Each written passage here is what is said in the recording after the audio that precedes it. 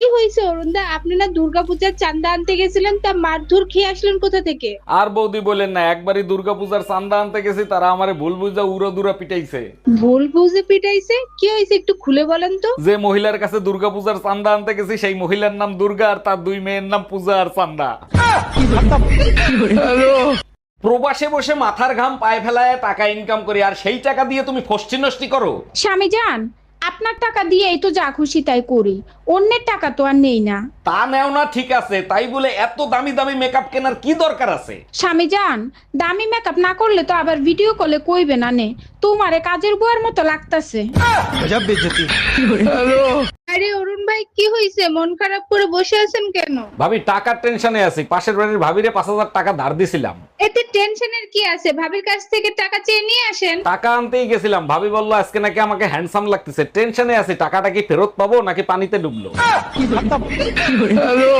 জানো চাচি, তোমাকে জামাই আমার ঘাড় ধাক্কা দিয়ে বাড়ি থেকে বাইর করে দিছে। 2 দিন ধরে বিয়ে হইছে আর তোর ঘাড় ধাক্কা দিয়ে বাই করে দিল, কারণটা কি রে? আর কইও না, কালকে রাত্রে আমার জামাই আমার কইতেছে পায়ে চলো ছাদে যাই, যাই দুজনে সান্তারা দেখি গে। আমি আবার কইছি যে এত রাত্রে কষ্ট করে ছাদে যায় সান্তারা দেখা লাগবো কে, 1 ফুট লাগা নাও দুজনে মিলা খাই, দেখবা সান্তারা এমনি দেখতে পারতাছো। এই কথা কইছি পরে ঘাড় ধাক্কা দিয়ে বাইর করে দিছে।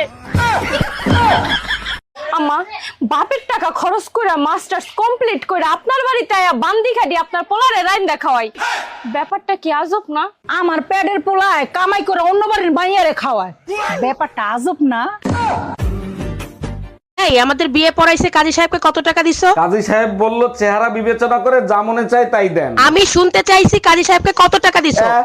100 টাকা দিছি। আমার চেহারা এত খারাপ যে 100 টাকা দিছিস? আর কাজী সাহেব যে 80 টাকা ফেরত দিছে। কি? একটা প্রশ্ন ছিল, সঠিক উত্তর দিবা? অবশ্যই দেবো, কি প্রশ্ন বলো। আচ্ছা, আমাদের ভিতর বড় মূর্খ কে, আমি না তুমি? নিঃসন্দেহে তুমি বুদ্ধিমতী মেয়ে। তোমার মতো বুদ্ধিমতী মেয়ে আর যাই করুক কোনো মূর্খকে বিয়ে করতে পারে না।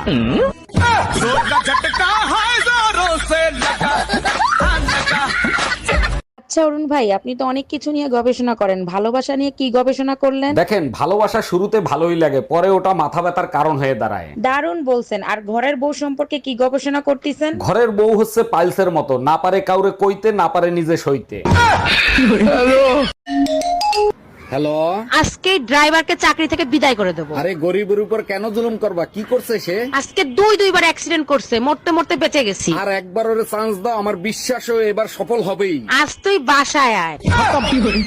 পুরুষ মানুষকে নিয়ে একটু কথা বলবো। পুরুষ মানুষরা আসলে খুবই অসহায়, কারণ তারা রাগ করে বাপের বাড়ি যেতে পারে না। হ্যাঁ, পুরুষ মানুষগুলা সবসময় ছাত্র, মা মনে করে বউ শিখাই দিছে, বউ মনে করে মা শিখাই দিছে। ছোটবেলায় মা বলে বাবু তুমি কিচ্ছু বোঝো না, বড় হওয়ার পর বউ বলে তুমি কিচ্ছু বোঝো না, এখন বাচ্চা কাচ্চারা বলে বাবা তুমি কিচ্ছু বোঝো না। পুরুষ মানুষ তো এটাও বোঝে না যে তার বোঝার ঠিক বয়সটা কখন।